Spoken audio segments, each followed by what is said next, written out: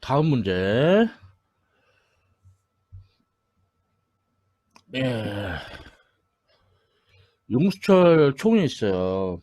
그래서 지금 A 상태는 자 이게 용수철이 길이가 줄면서 이거 총알이 장전된 상태고, 이제 B 상태는 이제 어 용수철 길이가 원래대로 이제 복원되고, 이제 총알이 발사되기 직전, 뭐 직후라고 해도 상관없고. 자, C는 이제 발사된 총알이 최대 높이에 도달한 거예요. 자, 그럼 이런 경우 그 A 상태에서의 운동 에너지와 중력 포텐셜 에너지, 포텐셜 에너지 또 있어요. 용수철 있죠. 탄성 포텐셜 에너지. 이게 A 상태. 마찬가지로 B 상태에서도 요 세 개를 합한 거가 같겠죠. 그리고 C 상태에서도 이 세 개를 합한 것이 다 같겠죠. 자, 그런데 말이죠. A는 어, 총알이 장전돼서 가만히 있는 상태니까 A는 운동 에너지가 빵이에요. 그리고 높이의 기준점을 여기로 볼 거예요. 여기 높이의 기준점으로 볼 거니까, 그러니까 B는 중력 포텐셜 에너지가 빵이네요. 그리고 B 이후로는 다 용수철이 이제 그 원래 기준으로 돌아갔죠. 그러니까 늘어나거나 줄어들지 않았단 말이에요. 그러니까 탄소 포텐셜 에너지가 빵이에요.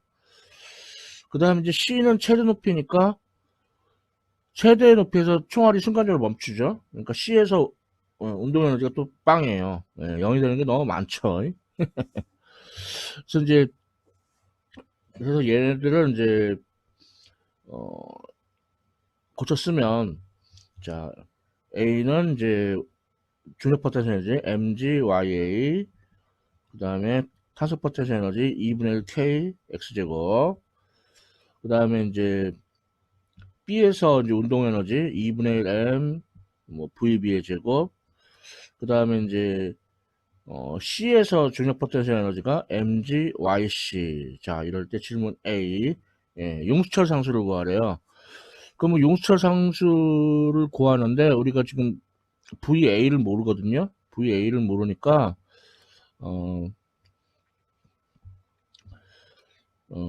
첫 번째 거하고 세 번째 거를 커플링 해가지고 A 상태와 C 상태를 묶어서 어, 그럼 여기서 용수철 상수 K는 X제곱분의 2배의 mg yc 마이너스 ya가 됩니다. 이제 숫자만 대입하면 되겠는데, 총알의 질량이 35.0g, 킬로그램을 바꿔야 돼요.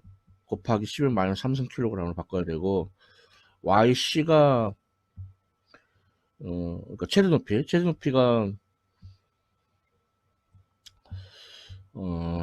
20.0m라고 지금 문제에 나와 있고, 그다음에 ya는 이제 기준점부터 아래죠. 그러니까 ya가 마이너스 0.10m. 아, 공간이 없네. 다시 쓰자.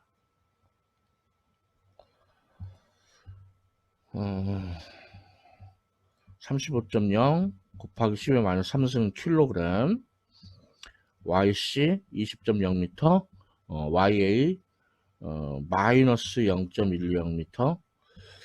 자, 그러면 ya가 마이너스 0.10m니까 용수철이 줄어든 길이도 0.120m겠죠. 이거 제곱. 이렇게 해서 용수철 상수 이제 계산기 두드려보고 용수철 상수 계산해 보면은 958, 단위는 뉴턴 퍼 미터. 이렇게 질문 A에 답할 수가 있겠고요. 자, 질문 B는 A에서 속력을 구하래요. 그럼 용수철 상수 알았으니까 구할 수 있는데, 또 다르게 풀어보면, 그래서 그때는 저는 이제 B하고 C를 커플링 해볼게요. B하고 C를. 자, 그러면 VB는 루트 EGYC가 돼요. 그러면은 용수철 상수 모르고도 구할 수 있죠. 그래서 E 중력가속 9.80m/s 키워도 YC는 20.0m. 그럼 근사적으로는 루트 안이 그러니까 9.80을 10으로 보면 루트 안이 20의 제곱이에요. 그래서 근사적으로는 20m/s. 정확하게는 19.8 m/s. 자, 대단하죠. 이와 같이 이제 어떤 두 상태를 커플링해서 묶어서 역학적 에너지 보존 법칙을 쓰면 중간 과정 모르고 중간에 총알이 시간에 따라서 정말 상세하게 어떻게 움직였느냐 그런 거 그러니까 중간에 이제 시간에 따라서 총알의 속력은 얼마고 위치는 얼마고 그런 거 전혀 몰라도 우리가 알고 싶은 거 그러니까 용수철 상수라든가 뭐 총알이 발사되는 속력이라든가 이런 걸 알아낼 수가 있었죠. 그래서 역학적 에너지 보존 법칙 아주 대단합니다. 자, 그것을 이제 역학적 에너지 보존 법칙이 유용하다. 그것을 볼 수 있는 예제였어요.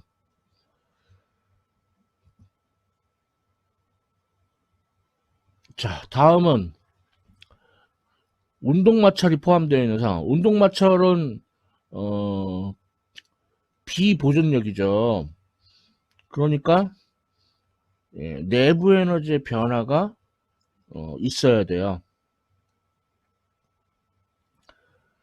내부 에너지의 변화가 있어야 되는데 그 내부 에너지의 변화가 다름 아닌 그 내부 에너지의 변화가 다름 아닌 마찰력의 크기 곱하기 그 마찰력이 작용한 거리 D 이렇게 주어진다 이거예요.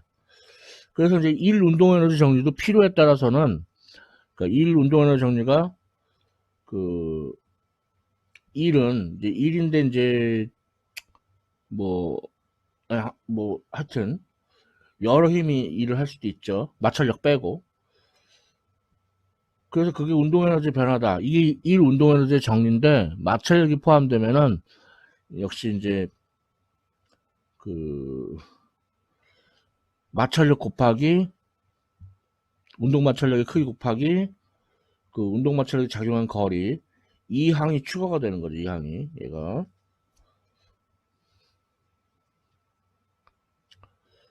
어떻게 말하면 이제 어떻게 말하면은 이거는 이제 비고립계라고 할 수 있어요. 그러니까 좌변이 0이 아니죠. 아니, 우변이 0이 아니죠. 우변이 0이 아니죠. 그러니까 이거는 어떻게 말하면 비고립계라고 말할 수가 있겠고, 자, 이거는 우변이 0이죠. 그러니까 이거는 고립계라고 말할 수 있어요. 얘는. 자, 그래서 마찰력이 작용을 하면은 이제 어떤 내부 에너지의 변화에 해당되는 항으로 운동 마찰력이 크기 곱하기 운동 마찰력이 작용한 거리 그게 추가된다 이렇게 보시면 되겠습니다. 자, 뭔가 이렇게 이런 얘기하면 되게 뜬구름 잡는 것 같아요. 그러니까 문제로 이제 실제 문제로 한번 연습을 해봅시다. 자, 수평면 위에서 이제 물체를 끌어당기는데 질문 A는 이제 수평 방향으로 끌어다니고 질문 B는 비스듬히 위로 이제 힘을 줘가지고 끌어당겨요. 그러면은 이제 일반적으로 비스듬히 위로 하는 걸로 하고 세타 대신에 0도 대입하면은 그러면은 질문 A도 커버할 수 있죠. 그래서 저는 이제 일반적으로 풀게요. 자, 그래서 이렇게 외력이 비스듬히 위로 이제 각도 세타를 갖고 비스듬히 위로 이렇게 작용한다. 근데 이제 수평면상에 있으니까 그것만으로도 수직항력과 중력이 있고 그래서 이제 물체가 오른쪽으로 하니까 오른쪽으로 못 가게 왼쪽으로 운동 마찰력이 작용한다고 볼 수 있죠. 자, 그러면은 뭐 이것도 역학적 에너지 보존 법칙뿐만 아니라 뉴턴 운동 법칙을 살짝 추가해주면, 그래서 이제 y 방향 힘을 구해보면은 y 방향 힘 구하려면은 중력을 아니 중력이래 외력을 분해해야죠. 그래서 뚜뚜뚜뚜뚜뚜 하면은 여기가 f 사인 스타, 이게 f 코사인 스타. 자, 그러면 y 방향 힘 구해보면은 수직항력이 위쪽, f 사인 사슬도 위쪽, 중력은 아래쪽. 그래서 빵. 그래서 수직항력이 mg-f 사인 스타라는 거 알 수 있어요. 그러니까 비스듬히 위로 외력이 가해지니까 물체가 들썩들썩, 그러니까 물체가 바닥을 누르는 힘이 약해지니까 물체를 떠받쳐주는 수직항력도 작아지겠죠. 그래서 마이너스가 나온 거예요. 그럼 이제 여기다가 그 운동마찰계수 뮤K를 곱해주면은 운동마찰력이 뮤K 가로 열고 mg-f 사인 스타다. 이렇게 운동마찰력까지 구할 수 있죠. 그러면은 그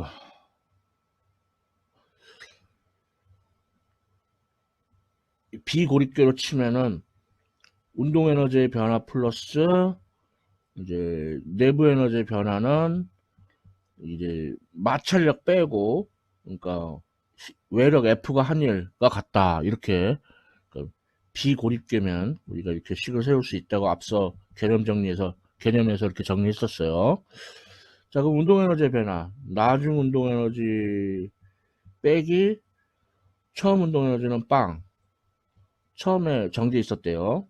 내부 에너지의 변화는 운동 마찰력 뮤K mg-f 사인 스타 곱하기 운동 마찰이 작용한 거리 d. 자, 내부 에너지의 변화 구했고, w는 이제 외력 f가 한 일인데, 그럼 외력의 크기 변이 d, 그리고 외력과 변이 사이의 각도가 유각 세타죠, 세타. 그러니까 그거에 코사인 취한 거, 그게 이제 외력이 한 일이죠. fd 코사인 스타. 자, 그래서 아유 복잡해라. 예. 우선 이제 질문 A의 경우 세타가 0도니까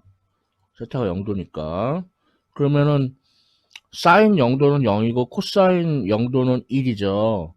그래서 구해보면은 VF가 루트 2D n분의 F 마이너스 뮤KG가 얻어집니다. 중간 계산 과정을 좀 생략을 했죠.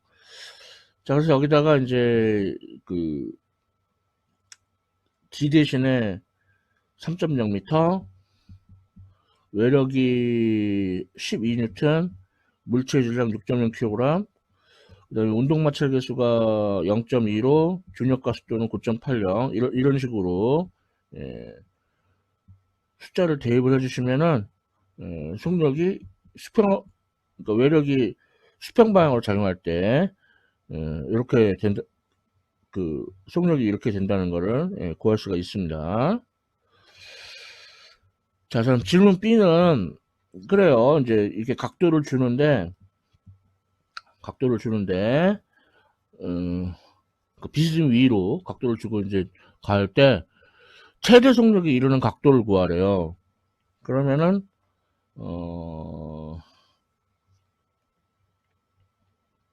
2분의 mvf의 제곱, 그러니까 나중 운동 에너지 2분의 1 mvf의 제곱이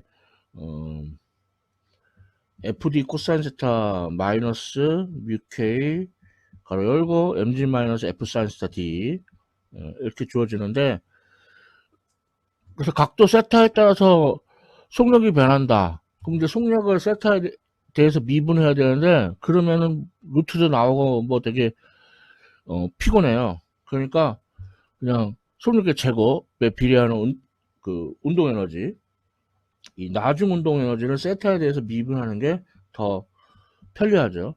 그러면 코사인 스타 미분하면은 마이너스 사인 스타, 뮤K mg는 미분하면 빵이고 사인 스타 미분하면은 코사인 스타. 그래서 뮤K f 코사인 스타 d가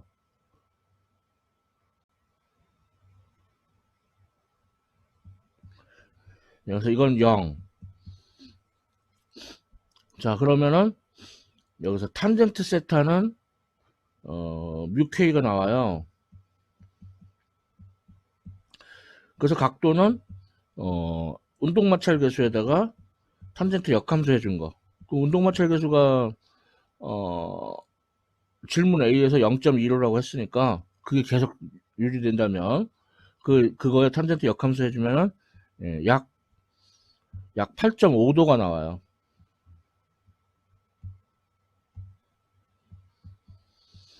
그래서 8.5도보다 그 각도가 8.5도보다 각도가 작으면 그때는 수직 항력이 커져가지고, 그러니까 세타가 작으면, 네, 세타가 작으면 그때는 내부 에너지의 변화가 커지고요. 반대로 세타가 크면 그때는 그 외력의 한율이 작아져요. 자, 그래서 이제 운동 에너지가 잘 증가하지 못하는 거죠. 그러면 이제 운동 에너지가 최대로 증가하는 거는 세타가 너무 작지도 않고 너무 크지도 않고 중간 어디쯤, 그러니까 그 중간 어디쯤이 하필이면은 운동 마찰 계수에다가 탄젠트 역함수 취한 게 된다는 아주 흥미있는 그런 결과가 나왔어요. 나만 흥미있나? 자, 그래서 이 문제도 어, 역학적 에너지 보존 법칙하고 뉴턴의 운동 법칙이 살짝 결합된 그런 문제였어요. 이것도 나름 수준 있는 문제죠? 자, 그러면 이 문제 이제 그만하고 어, 다음 문제. 자, 용수철이 어, 압축되어 있다가 이제 다시 늘어나는 거예요. 근데 늘어나는데 그 용수철에 매달린 물체하고 면 사이에 마찰이 없을 수도 있고 있을 수도 있고. 그래서 이제 질문 A는 이제 그 마찰이 없는 경우인데, 자 그러면은 이 경우에는 그 용수철의 탄성 포텐셜 에너지가 몽땅 다 그 평형점을 지날 때 몽땅 다 이제 물체의 그 운동 에너지가 될 거예요. 뭐 어떻게 쓸 건지는 마찬가지지만, 그래서 나중 운동 에너지는 처음에 이제 용수철이 압축돼 있던 그거와 같다 이거죠. 그래서 나중 속력은 루트 n분의 k 미래를 생각해서 d제곱, 뭐 원래 그랬는데 d를 이제 루트 바깥으로, d제곱이니까 루트 바깥으로 빼가지고 그냥 d라고 쓰면 되겠지만 미래를 생각해서, 자 그럼 용수철 상수가 문제에서 1000Nm/M라고 나와 있고, 그 다음에 이 물체의 질량이 1.6kg, 그 다음에 D, 용수철이 압축된 길이가 2.0cm. 이거 미터로 바꿔야 됩니다. 그러면 0.020m. 그의 제곱. 그래서 계산기 두드려 보면은 0.50m/s가 나와요. 마찰이 없을 때. 자, 마찰이 있을 때는 운동 에너지가 이만큼이 나올 수 없죠. 여기서 이제 그 깎아 먹어야 돼요. 그래서 빼기 그 운동 마찰력 곱하기 운동 마찰력이 작용 거리 이만큼 더 깎아 먹어야 돼요. 그런데 친절하게도 여기서는 그냥 원래대로면 운동 마찰력은 뮤K 곱하기 수직항력, 이건 수평면이니까 수직항력은 mg, 그래서 운동 마찰력에도 뮤K mg 이렇게 하고 문제에서 운동 마찰력에서 뮤K가 얼마다 이렇게 알려줘야 되는데, 친절하게 그냥 통으로 운동 마찰력이 4.0N이다 라고 나와 있어요. 뭐 매우 친절하죠. 그래서 이때 나중속력 VF를 구해보면은 루트 kd제곱, 그러니까 이것도 얘보다는 이 공식이 바뀌는 거예요. 마찰이 없을 때는 n분의 kd제곱이었는데 이제는 kd제곱 나누기 m이었는데 이제는 kd제곱 빼기 2fkd 나누기 m 이렇게 바뀌어요. 자, 그래서 이 미래를 제가 봤기 때문에 질문 A에서 루트 d제곱을 d라고 안 썼던 거예요. 자, 그럼 루트 1000 0.020m에 아이고 공간이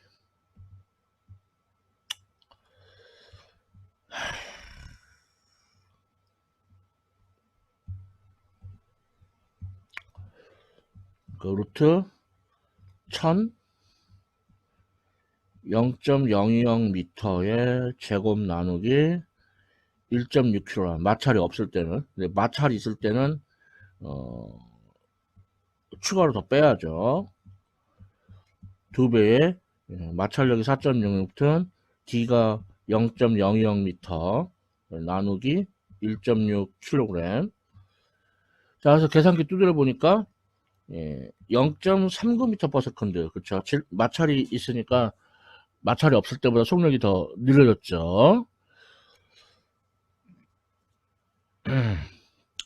자, 이거는 역학적 에너지 보존 법칙만 가지고, 물론 역학적 에너지 보존 안 돼요. 에너지 보존 법칙만 가지고 풀었어요. 뉴턴 운동 법칙 사용하지 않고.